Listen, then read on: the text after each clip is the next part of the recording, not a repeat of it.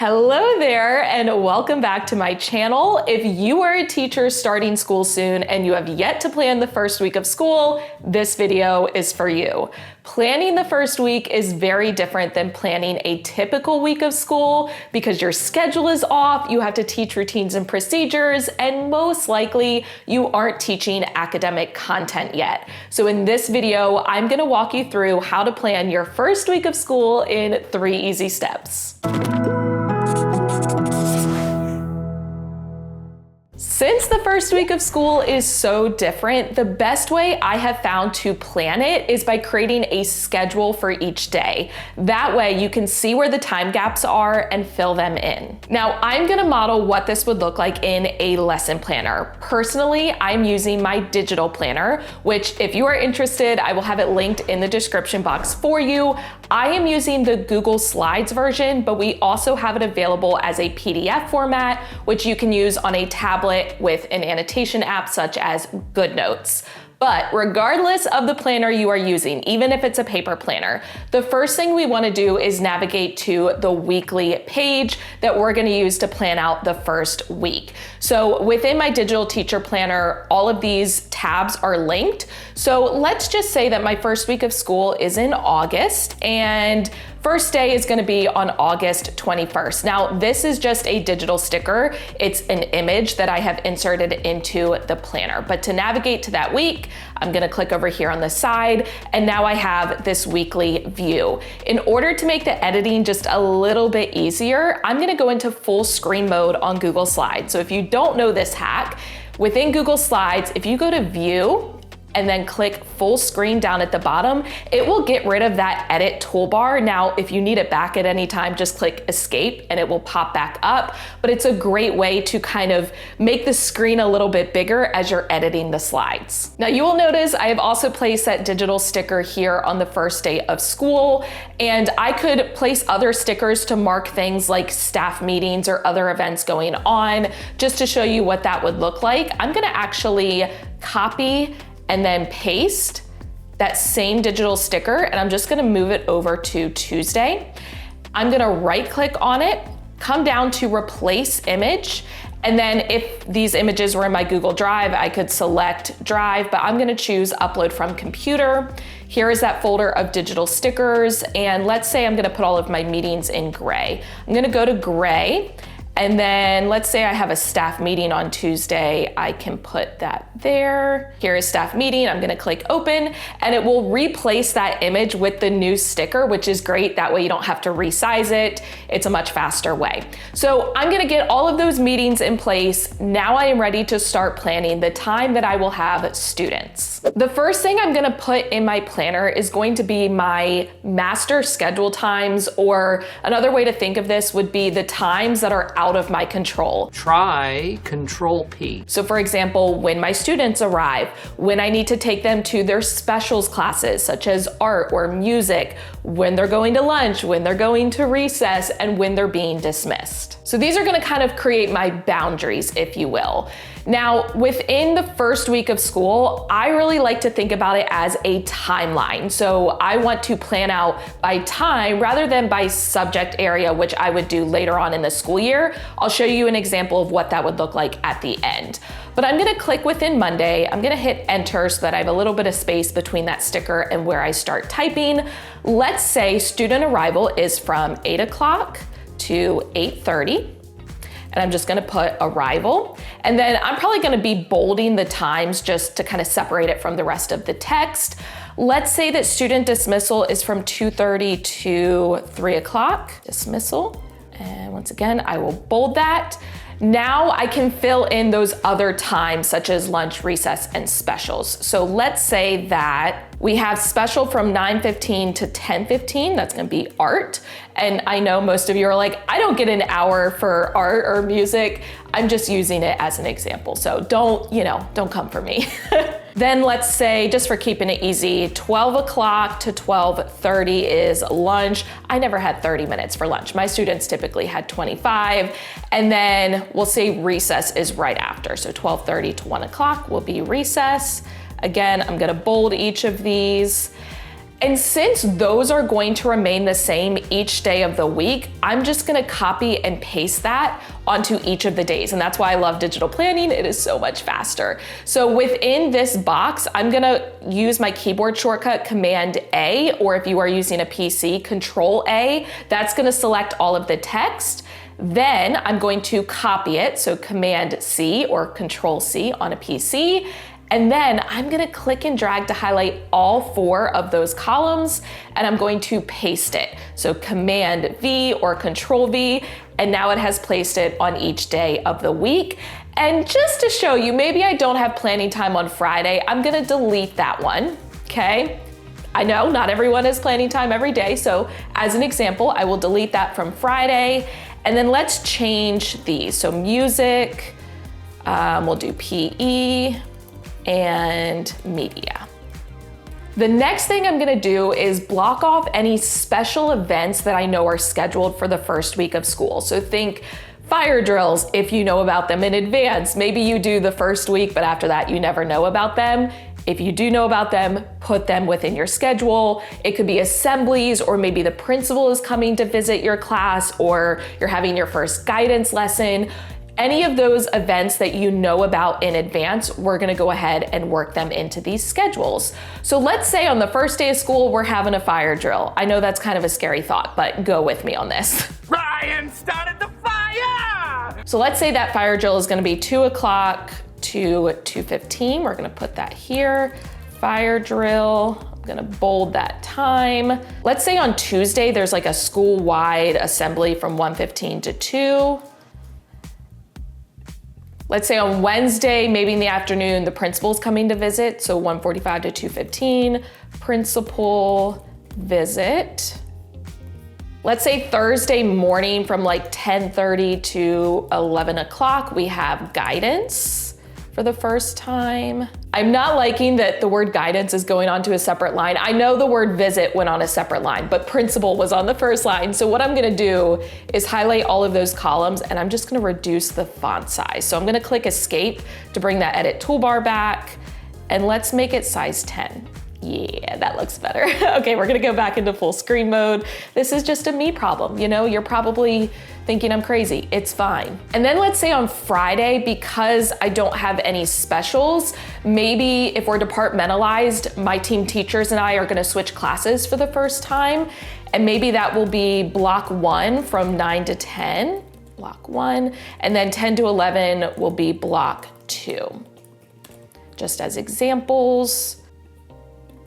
So now that I have those non-flexible times in my schedule, I can see where the gaps of time are, and I can start to fill those with various activities that I have a little more control over, meaning I can start and stop them at my own pace. Now, because we know that our students have short attention spans, I mean, we as adults even have short attention spans, I want to break these time blocks into about 15 to 30 minute increments so that any one activity doesn't go on for too long. Which brings us to step 2. I'm gonna add in instructional blocks. Now, most likely you are not jumping into content the first week, or at least the first few days of the first week of school, but there may be certain things you have to teach to your students, including routines, procedures, and maybe even school-wide lessons related to the rules or policies of your school or district. We want to make sure those get added into the schedule before we start adding some of the fun, like get to know you and team building activities. So for example, let's say as a school, every teacher has to teach 5 code of conduct lessons during the first week of school. So I'm going to teach a different code of conduct lesson each day. Now let's say that lesson is gonna take 30 minutes. I'm gonna start to look at my schedule each day and find a 30-minute block of time. And I want this to kind of be in between some other events, because typically these types of lessons are not a lot of fun to teach. So I'm gonna add it in right in between, like art and lunch. That sounds good. Let's do 10:45 to 11:15, code of conduct, lesson 1. You know what, let's go ahead and keep that same time on Tuesday. So I'm gonna just copy and paste it onto Tuesday, but change it to lesson 2. Will that time work for Wednesday? Yes, yes it will. So we're gonna do lesson 3, and then it's not gonna work on Thursday because of guidance. I don't have enough time between media and guidance, but I could do it after guidance. So maybe we'll change this to, first of all, lesson 4, and we'll make it 11 o'clock to 11:30, okay. And then on Friday, I've got some time in the afternoon, so maybe post recess, I'm gonna paste it here, we'll do it from 1:30 to 2 o'clock. That way I could do something kind of relaxing after recess, but I still have time before dismissal. Okay, so I've gotten those school-wide lessons in there. I also wanna start thinking about procedures that I need to teach my students and those routines. But I need to add these in strategically. I'm not gonna teach them all on the first day of school because students barely remember anything from the first day anyway. It's very overwhelming. And I don't need to teach certain routines until they come up. So I'm gonna look at my schedule and think about what I need to teach before that event arrives. So looking at the first day of school, I know that after my students arrive, I need to introduce myself, but I also need to go over bathroom procedures because I guarantee you there is a student sitting in my room who needs to go to the bathroom and isn't sure what to do. Wish my car had a bathroom. So for the first 15 minutes after my students have arrived, it's gonna be intro and bathroom procedures. It won't take long to go over that. Now, if you're teaching a younger grade, such as kindergarten, you may need a longer block of time to go over bathroom procedures. It's going to vary depending on your situation. But if you teach upper elementary, it doesn't take long. Just tell them where the bathroom is, how they sign out, and what the expectations are. Then from 8:45 to 9:15, if I know that I'm gonna be taking my class to art, that's gonna be a great time to introduce hallway procedures and maybe give my students a quick tour of the school. So from 8:45 to 9:15, we're gonna put hallway procedures and tour. And I'm going to bold that. Okay, that leads me into art. After art, before that code of conduct lesson, I'm gonna use some kind of an activity for that. So I'm gonna leave that blank for now. After code of conduct, I need to go over lunch procedures, which again, shouldn't take too long. So maybe only about 15 minutes. So let's go 11:45 to 12 o'clock, lunch and recess procedures. Okay, we're gonna bold that. Now I'm gonna go ahead and kind of put these little buffer times that I have so that I remember to fill them in. So 10:15 to 10:45, and then I have 11:15 to 11:45 to still fill in. Lunch, recess. Ooh, before the fire drill, I need to go over the fire drill and what the expectations are. So let's do 1:45 to 2 o'clock. Fire drill procedures. So I have like a 45-minute chunk of time. I'm gonna probably break that down. So for now, I'm just gonna put 1 o'clock to 1:45, but I will be, simplifying that a little bit. After the fire drill, then I need to go over dismissal procedures. So 2:15 to 2:30, dismissal procedures.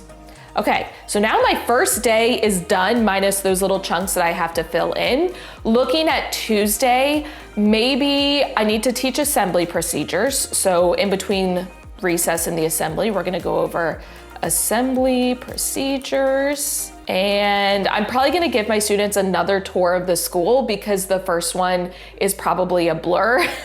So after arrival, maybe 8:30 to we'll do 9 o'clock. I'm gonna leave that as some kind of an activity, but then from 9 to 9:15, we're gonna do a second tour. That way they get a refresher, they go to music, they come back, we have a chunk of time from 10:15 to 10:45. Leave that blank for now. Code of conduct, we have a chunk of time before lunch. So maybe we'll do 11:15 to 11:45, and then we're gonna review the lunch procedures, because not only do I need to teach them, but I need to review them. So review, lunch, and recess procedures. Okay, lunch, recess, assembly, procedures, assembly, and then we have a chunk of time here. So I'm just gonna leave that blank for now. Then if I take a look at Friday, I know that the half an hour before block 1 and block 2, I need to go over like the procedures for switching classes. So I'm just gonna put switching class procedures, and it may even be something that we like practice before that time comes up. And let's see, maybe in between media and guidance, kind of going over what the procedures are. So guidance procedures. Now that looks good enough for now. As I start to map this out a little bit more, I may add some more things, but I've gotten those school-wide lessons and also the routines and procedures. Oh, morning routine. Okay, let's do that here. So let's do 8:30 to 8:45 morning routine, because the first day of school, it's a little too hectic to introduce that. So I'll introduce it on Tuesday, and then 8:45 to 9. Okay, that looks much, much better. I will probably review dismissal procedures on the second day as well. So maybe we make that 2:15 to 2:30 review dismissal procedures, and then we have a chunk of time after the assembly. Okay, so now I have all of those instructional blocks in there. At least for now, I can always go in and tweak it. Now, if you are looking for a comprehensive list of routines and procedures, because as we know, there are a lot that we have to teach at the beginning of the year, I actually have an editable Google Doc checklist in my TPT store, which I will link for you in the description box. So then the third and final step, I personally think this is the most fun. We're gonna add activity blocks. Whereas instructional blocks refer to timeframes when you are explicitly teaching routines, procedures, or a lesson, activity blocks refers to when your students are participating in or engaging with an activity or game or project. These are gonna be added into those blank timeframes that we currently have in the schedule. That way students can interact and it helps to break up the day. Now, I like to break these activity blocks into 4 different categories. First being get to know you activities. This is when students are sharing about themselves. Second being team building activities, where students are getting to know each other and interacting. Third is quiet, independent activities, so things that students can do on their own, at their seat, a little bit more chill. And then fourth, fill-in activities. These are very low prep activities that you can kind of fill in at any point of the day if a chunk of time arises or things don't go according to plan and you just gotta throw something in there. In other words, fill-in activities are kind of like your backup plan. Oh, Andy, your plan sucks. Now, if you are looking for ideas of activities for the first week of school, I do have a few different videos, and one of them even has some freebies, so I will link those videos in the description box for you to check out. I'm going to select activities that make sense for that time frame. So for example, I might want more kind of quiet, independent activities first thing in the morning or after recess. That way my students can kind of relax after being outside. And I want a good mixture of some of those different types of activities. The fill-in ones we're gonna come back to in a minute. So I'm gonna start with Monday, and I'm just gonna go through that schedule and find those chunks of time. So currently we have arrival, intro bathroom procedures, hallway, they go to art. Okay, here is my first chunk of time. And I don't want to throw my students into a team building activity. Like that's a little much this early in on the first day of school. So I'm going to do get to know you activity, and I'll fill in the actual activity later. For now, I'm just putting like, I want it to be a get to know you activity. So I'm going to bold that. 10:45 to 11:15, code of conduct. Okay, maybe then I do a team building activity. So they've gotten to know each other a little bit.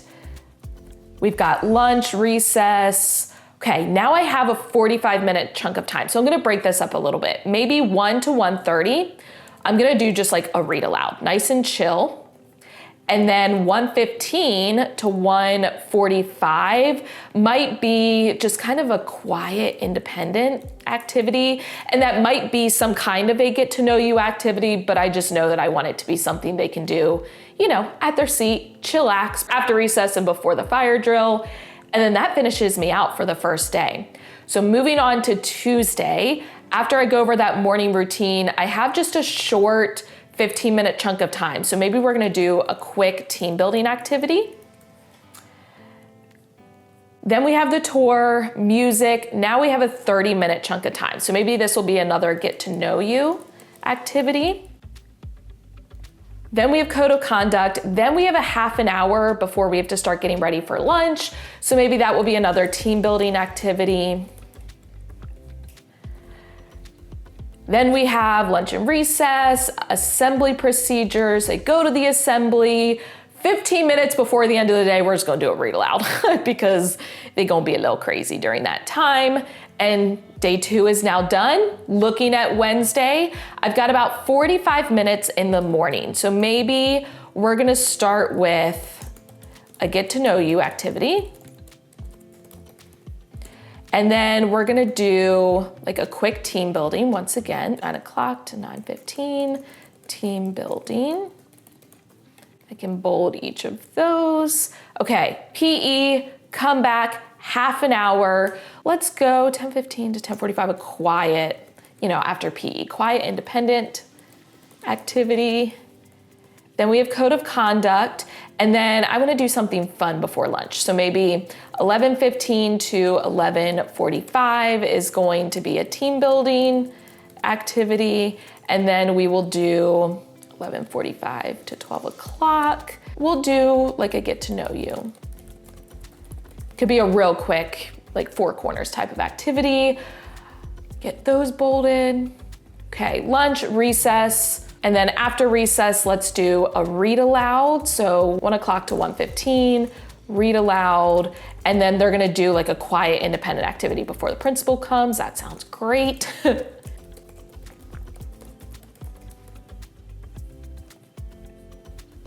Okay, and then we have that real awkward like 15-minute chunk of time. So it might be some kind of like a team building activity. Okay, I'm gonna go ahead and repeat this for Thursday and Friday.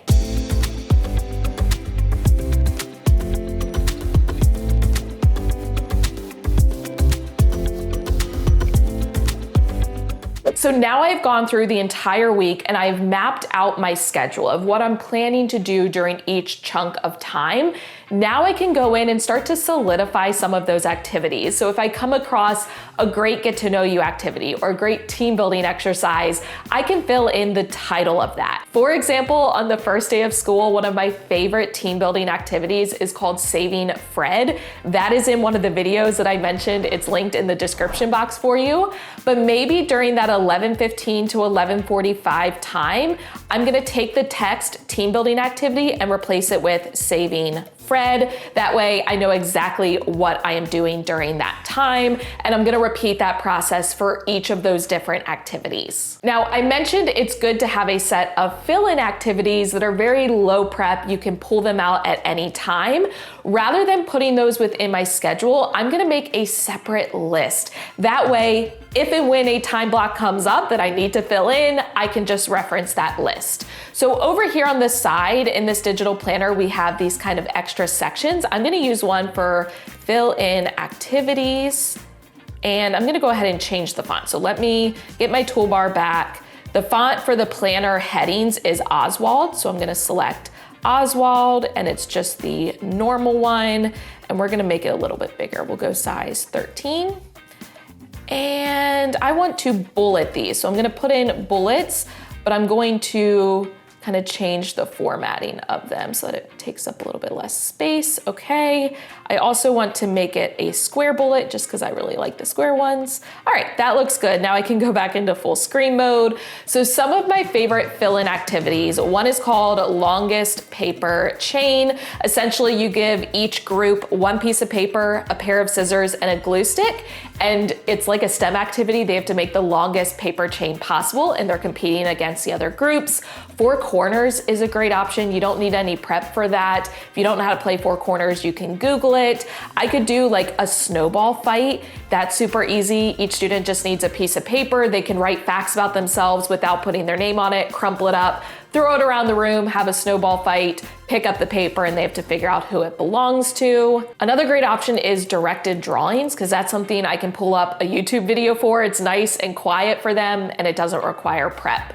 So I'm just gonna brainstorm those fill-in activities and make sure they are there for me to reference. So a few final tips just to make those first week of plans a little bit easier to follow. You may consider highlighting the times that are non-flexible. So back in step 1, when we created that master schedule with those times that are out of your control, I might wanna highlight those just so that it brings my attention to them. So I'm gonna escape and go back to the main toolbar. I'm gonna highlight, for example, art, and I'm gonna come over here to the text and highlight it yellow. I might also do that with lunch and recess, as well as dismissal and that fire drill. I also probably wanna do it for arrival. Okay, so I could repeat that for each of those different days. You also can go ahead and link to any slides that you plan on using that day. Y'all know I'm a huge fan of using slides to guide my day as a teacher. So if I create a set of first week of school slides, I can actually link directly to them within the Google Slides. So I can either link any of the text or the stickers that I've put in there, or I can just insert in like an image and link that. So let's say, for example, I'm just gonna link that sticker that says first day of school. It doesn't really matter what I link, as long as I know where that link is. I'm gonna click it in order to select it, come up here to the insert link button, and then I can paste the link to those slides so that they're easy for me to open up each day of the week. Now, if you're curious what that first week of school slideshow could look like, first of all, go back and check some of my old classroom vlogs because I show some examples on there. But essentially, you would have a slide or a couple of slides for each different part of your day, just to keep you on track.